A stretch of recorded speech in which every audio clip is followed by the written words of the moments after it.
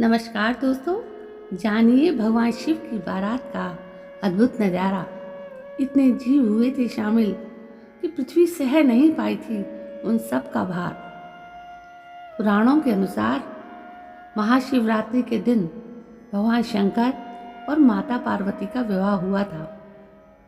इस अवसर पर भगवान शिव की भव्य और अनूठी बारात निकली थी और इस बारात में इतने प्राणी सम्मिलित हुए थे कि उनके भार से पृथ्वी अपनी धुरी पर झुक गई थी।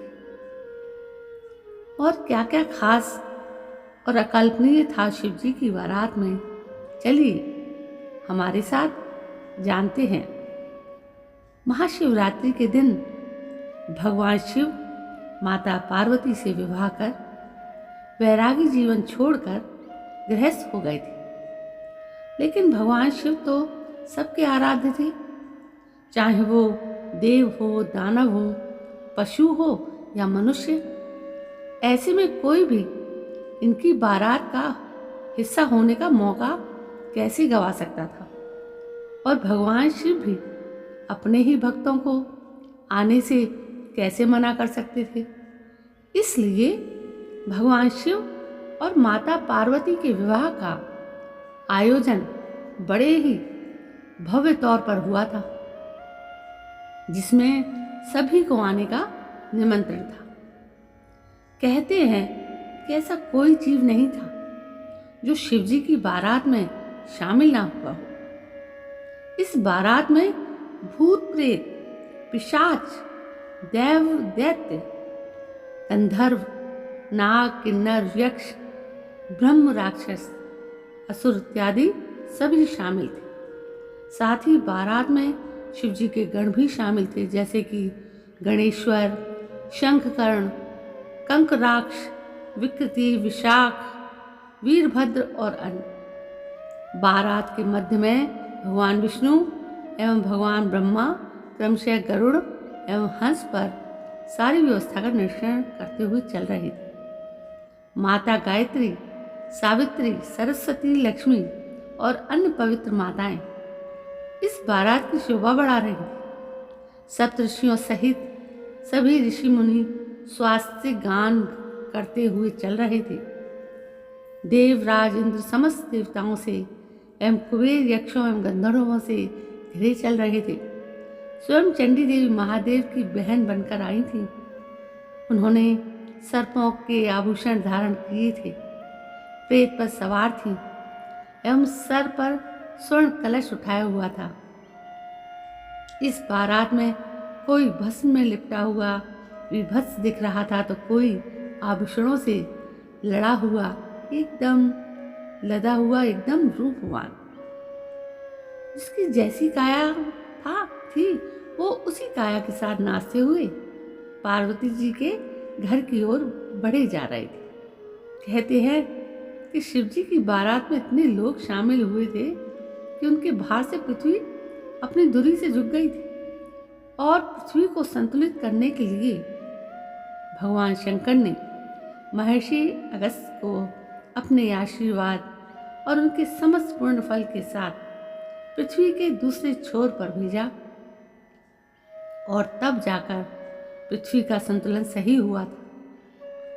भगवान शिव को थोड़ा पीछे छोड़कर भगवान विष्णु और ब्रह्मा शेष देवताओं, यक्षों, गंधर्वों इत्यादि को लेकर आगे बढ़े। उन सबका माता मैनावती ने स्वागत किया और वो व्यग्रता से भगवान शिव के आने की प्रतीक्षा करने लगी।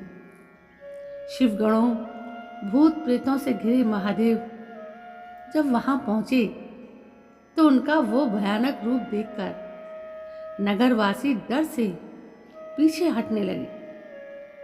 उस बारात में कोई बिना मुख का था, किसी के बहुत से मुख थे। कोई बिना हाथ पैर का था तो किसी के कई हाथ पैर थे। किसी के बहुत आंखें थीं तो किसी की एक भी आंख नहीं थी। कोई बहुत मोटा ताजा था तो कोई बहुत ही दुबला पतला सा। मैनावती तो डर के मारे बेहोश ही हो गई थी। वो बार बार नारद जी को ये व्यवहार लगाने के लिए कोस रही थी। शिवजी जब बारात के लिए निकले थे तो उनके मस्तक पर चंद्रमा, जटा में गंगा जी, 3 नेत्र, सर्पों का जनेऊ, कंठ में विष और छाती पर नर मुंडों की माला थी। भगवान विष्णु ने मजाक करते हुए महादेव से कहा, ऐसे अद्वितीय वर के लिए तो ये बारात योग्य नहीं। अवश्य कन्या के घर हमें लज्जित होना पड़ेगा। और हुआ भी ऐसा ही। शिव जी को देखकर माता पार्वती के पिता पर्वतराज हिमालय और माता मैनावती चिंता में पड़ गए। उन्हें अपनी पुत्री की किस्मत को लेकर दुख होने लगा। पर्वतराज और मैना देवी को दुखी देखकर नारद जी ने उन्हें भगवान शिव और माता पार्वती की पूर्व जन्म की कथा सुनाई और सबको इस मंगल अवसर के बारे में समझाया। नारद जी ने भगवान शिव को सही स्वरूप समझाकर उनके गुणों और शक्तियों की चर्चा की। जब भगवान शिव ने अपनी सास को उदास देखा तो उनका मान रखते हुए भगवान शिव ने नारायण से स्वयं का श्रृंगार करने को कहा। तब भगवान विष्णु और देवताओं ने महादेव को जनवासे में ले जाकर उनका श्रृंगार किया और जब वे वेदी पर आए तो उनका रूप करोड़ों कामदेवों के रूप को भी लज्जित कर रहा था। उस समय तक तो कोई देवी पार्वती का अद्भुत रूप देखकर आश्चर्य कर रहे थे। वे महादेव के इस अति सुंदर रूप को देखकर मंत्रमुग्ध हो गए। तो दोस्तों, ऐसी थी शिव बारात।